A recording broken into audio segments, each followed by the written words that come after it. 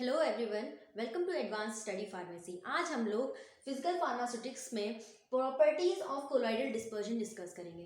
Properties of colloidal dispersion, चार properties होती हैं हमारी कोलॉइडल डिस्पर्जन की। First is particle size, second optical properties. Optical properties में हमारी आ जाती है Tyndall effect, ultra microscopy, electron microscopy, light scattering.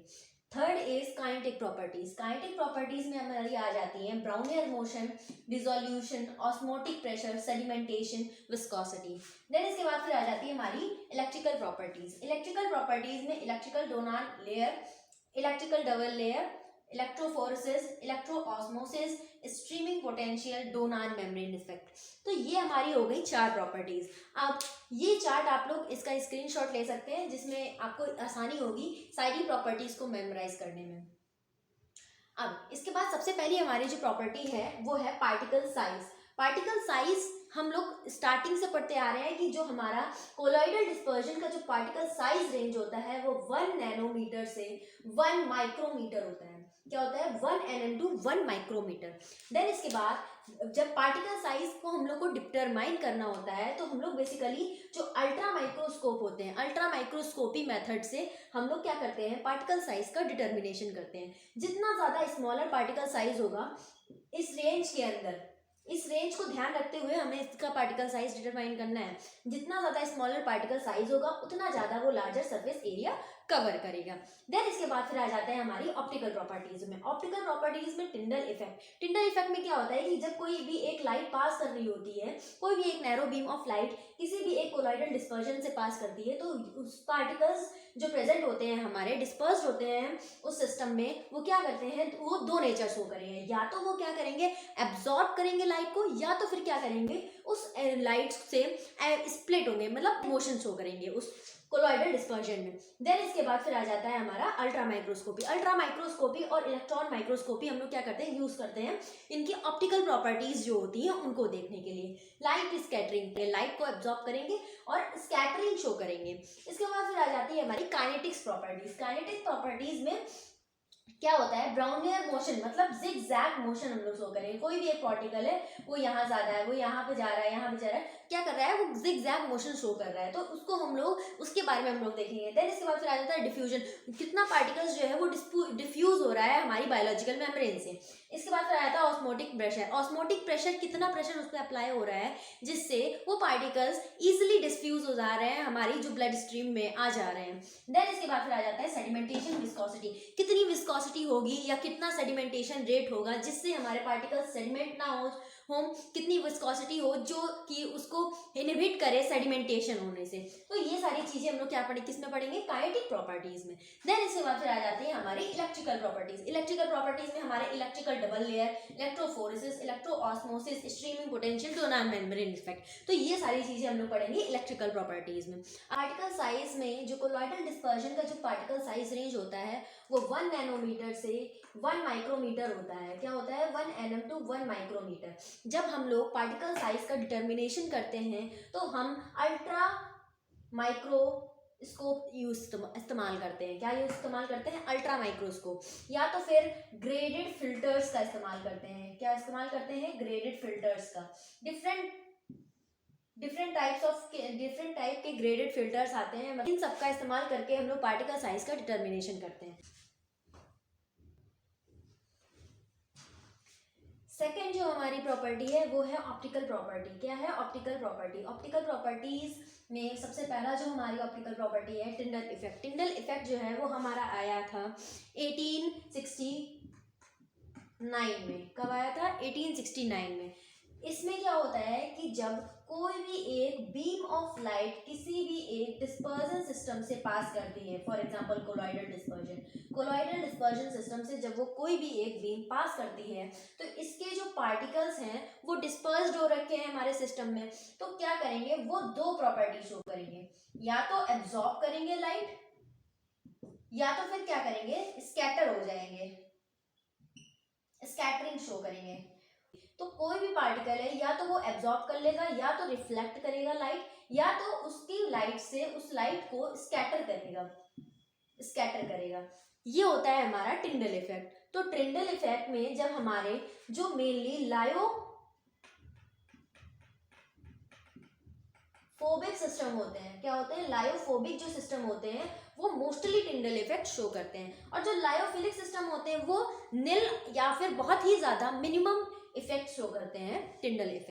Second point है अल्ट्रा माइक्रोस्कोपी। अल्ट्रा माइक्रोस्कोपी में हम लोग एक डार्क ब्लैक बैकग्राउंड लेते हैं, ब्लैक हम लोग कह सकते हैं एक ब्लैक बैकग्राउंड लेते हैं, जिसमें हम लोग जो कोलॉइडल डिस्पर्जन है उसका एग्जामिनेशन करते हैं। सबसे पहले क्या करेंगे, हम लोग लाइट पास करेंगे, वो लाइट जब इस डिस्पर्जन सिस्टम से पास होगी तो वो उस डार्क बैकग्राउंड के अगेंस्ट में ब्राइट स्पॉट्स शो करेगी, जिससे क्या होगा कि हम लोग को पता चलेगा कि हाँ ये कोलॉइडल डिस्पर्जन है, क्योंकि हम लोग को ये पता है इसमें बहुत ही ज़्यादा स्मॉल पार्टिकल्स हम लोग एग्जामिन करते हैं। तो स्मॉल पार्टिकल्स को एग्जामिन करने के लिए ऑप्टिकल प्रॉपर्टीज में हम लोग अल्ट्रा माइक्रोस्कोपी और इलेक्ट्रॉन माइक्रोस्कोपी का इस्तेमाल करते हैं। इलेक्ट्रॉन माइक्रोस्कोपी ऑप्टिकल प्रॉपर्टीज में कब इस्तेमाल करते हैं, जब हमारी अल्ट्रा माइक्रोस्कोपी नहीं यूज होती है, जो for example in case of lyophilic में केस में क्यों, क्योंकि जो लायोफिलिक में जो पार्टिकल्स का इंटरेक्शन होता है वो हाई होता है,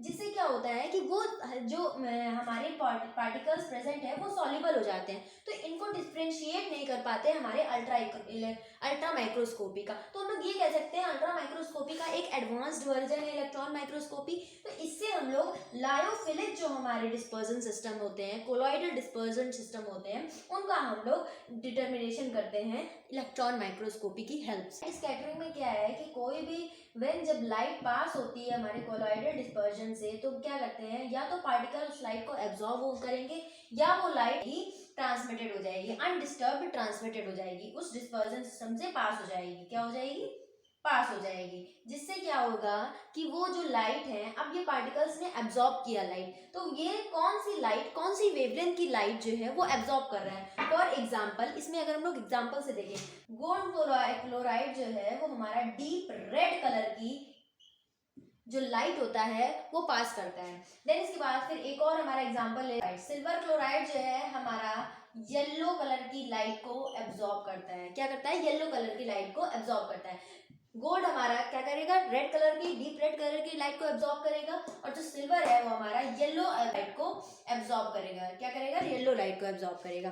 third property is kinetic property. Kinetic property में जो हमारा पहला पॉइंट है वो है ब्राउनियर मोशन। ब्राउनियर मोशन को हम लोग क्या कह सकते हैं, जिगजैग मोशन भी कहते हैं, क्या कहते हैं, जिगजैग मोशन।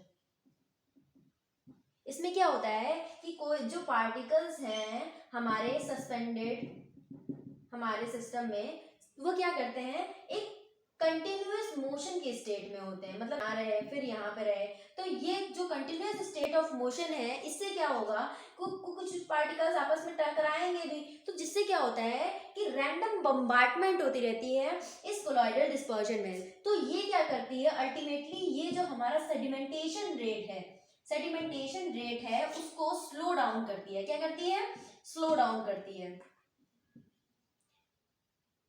तो इसीलिए ब्राउनर मोशन को पढ़ते हैं कि ये पता लगाने के लिए कि हमारा जो मोशन हो रहा है कितना हो रहा है, इससे हमारा कितना सेडिमेंटेशन रेट इफेक्ट हो रहा है। सेकेंड पॉइंट है हमारा डिफ्यूजन। डिफ्यूजन में हमारा जो पार्टिकल्स हैं वो स्टमक में प्रेजेंट होंगे। स्टमक में जब हमारा कोई भी पार्टिकल आ रहा है तो डिफ्यूजन, यहाँ पर हमारे पार्टिकल का जो कंसंट्रेशन है वो हाई है, और हमारी यहाँ से जो ब्लड स्ट्रीम जा रही है उसमें क्या है, इस ड्रग का कंसंट्रेशन लो है, क्या है, लो है। तो जहाँ डिफ्यूजन कैसे टेक प्लेस करेगा, from higher concentration to lower concentration, क्या प्लेस करेगा, from higher concentration to lower concentration. तो इसी प्रोसेस को जब हमारी ड्रग डिफ्यूज होती है, इसी प्रोसेस को हम लोग क्या कहते हैं, डिफ्यूजन। इसमें जो हमारा डिफ्यूजन रेट कांस्टेंट है उसको डिटरमाइन करते हैं, किसको डिटरमाइन करते हैं, डिफ्यूजन रेट कांस्टेंट। कौन से लॉ की हेल्प से, fix first law of diffusion, किससे डिटरमाइन करते हैं, fix first law of diffusion. इससे हम लोग ये डिटरमाइन करते हैं कि कितने रेट से हमारा, कितने डिफ्यूजन रेट से हमारे ब्लड में जो हमारी ड्रग है वो पेनिट्रेट कर रही है। ऑस्मोटिक प्रेशर हमारी एक यूनिक प्रॉपर्टी है कोलॉइडल डिस्पर्जन की। कोई भी एक डिस्पर्जन सिस्टम है इसमें हमारे कितने नंबर ऑफ पार्टिकल्स प्रेजेंट है। क्या प्रेजेंट है? Number of particles. इस पे हमारी ऑस्मोटिक प्रेशर बहुत डायरेक्टली डिपेंड करती है। इसमें जो हमारी ऑस्मोटिक प्रेशर है उसको हम लोग यूज करते हैं जो हमारा मॉलिक्यूलर वेट है उसका डिटर्मिनेशन करने के लिए। ये हमारा फॉर्मूला होता है मॉलिक्यूलर वेट डिटरमाइन करने का। इसमें हमारा जो C होता है वो कंसंट्रेशन होता है, M is molecular weight, R is gas constant and T is temperature. OP is osmotic pressure, वो आपको पता ही होगा। तो ये हो गया हमारा फॉर्मूला मॉलिक्यूलर वेट या हमारी कंसंट्रेशन, इसको डिटरमाइन करने के लिए हम लोग ऑस्मोटिक प्रेशर का इस्तेमाल करते हैं। नेक्स्ट प्रॉपर्टी है हमारी सेडिमेंटेशन। सेडिमेंटेशन कब होता है? जब हमारे जो पार्टिकल्स सस्पेंडेड फॉर्म में हैं वो जब ग्रेविटी की जो फोर्स है, ग्रेविटेशनल फोर्स की हेल्प से सेडिमेंट होने लगते हैं। पार्टिकल्स हमारे क्या होने लगते हैं? सेडिमेंट होने लगते हैं बॉटम में। जिससे क्या होगा, जब हमारा अगर पार्टिकल में ब्राउनियर मोशन है, ब्राउनियर मोशन है हमारे पार्टिकल्स में, तो वो क्या करता है? अफेक्ट करता है इनके सेडिमेंटेशन रेट को। क्या करता है? स्ट्रॉन्ग अट्रैक्शन क्रिएट कर देता है, जिससे क्या होता है कि वो जो है पार्टिकल्स रैंडमली मूव करते रहते हैं, जिगजैग मोशन में रहते हैं, तो जिससे वो जो है सेटल डाउन नहीं हो पाते हैं उनके ऊपर। जब कोई भी चीज़ अगर तुम्हारे ऊपर अगर हम प्रेस करें, ठीक है, तुम्हारे ऊपर तुमको हम लोग प्रेस करें और तुम अगर इधर उधर जा रहे हो, तुमको हम लोग टारगेट करें, तो हम टारगेट नहीं कर पाएंगे। वही एक जगह पे कोई एक पार्टिकल है, एक जगह पे तुम खड़े हो, तब हम तुमको टारगेट करें तो हमें उतनी ही आसानी होगी। तो यही चीज़ हम लोग यहाँ पर देख सकते हैं कि पार्टिकल्स जब सस्पेंड होते रहते हैं, मतलब मूव करते रहते हैं, तो उससे क्या होगा कि उन पे कम लगेगा हमारा ग्रेविटेशनल फोर्स। और वही अगर सस्पेंडेड है एक ही जगह पे, तो वो उसमें क्या होगा, हमारा जल्दी सेटल डाउन होंगे। तो अगर हम लोग को सेटल डाउन करवाना है, सेडिमेंटेशन करवाना है कि पार्टिकल्स का, तो हम लोग स्ट्रॉन्ग फोर्स अप्लाई करते हैं। क्या अप्लाई करते हैं? स्ट्रॉन्ग फोर्स से पार्टिकल्स को सेडिमेंट करने के लिए हम लोग अल्ट्रा सेंट्रीफ्यूगेशन मैथड का इस्तेमाल करते हैं। विस्कोसिटी मेनली क्या होता है कि इसमें अगर हम लोग कोई भी एक हमारा सिस्टम लेते हैं जिसमें सॉल्वेंट प्रेजेंट है, जो सॉल्वेंट है उसमें हम लोग लीनियर पार्टिकल्स को प्लेस करते हैं। किसको प्लेस करते हैं? लीनियर पार्टिकल्स को। तो जब लीनियर पार्टिकल्स को प्लेस करेंगे तो उनकी जो अफिनिटी होती है सॉल्वेंट के साथ वो कम होगी। क्या होगी? लेस अफिनिटी होगी, लेस अफिनिटी होगी। तो जिससे क्या होगा कि जो विस्कोसिटी है वो फॉल करेगी। क्या करेगी? फॉल करेगी। तो बेसिकली जो स्पेरिकल पार्टिकल्स हैं, जब हम लोग लेते हैं तो क्या करते हैं? विस्कोसिटी को इंक्रीज करते हैं। विस्कोसिटी हमारी कब इफेक्ट होती है? Due to solvation. जब अफेक्ट होती है हमारी, कब? सॉल्वेशन इफेक्ट की वजह से। जब हम लोग सॉल्वेंट में लीनियर पार्टिकल्स को प्लेस करते हैं, लीनियर पार्टिकल्स जिनकी लेस अफिनिटी होती है सॉल्वेंट के साथ, तो वो क्या करेंगे? जो विस्कोसिटी है हमारे जो सिस्टम की उसको डिक्रीज करेंगे। क्या करेंगे? फॉल करेंगे। तो और अगर हम लोग स्पेरिकल पार्टिकल्स रखते हैं तो उनकी विस्कोसिटी, जो सिस्टम की विस्कोसिटी है, वो इंक्रीज करेगी। नेक्स्ट लेक्चर में जो हमारा रिमेनिंग टॉपिक है उसको कंटिन्यू करेंगे। So thank you very much for watching this video.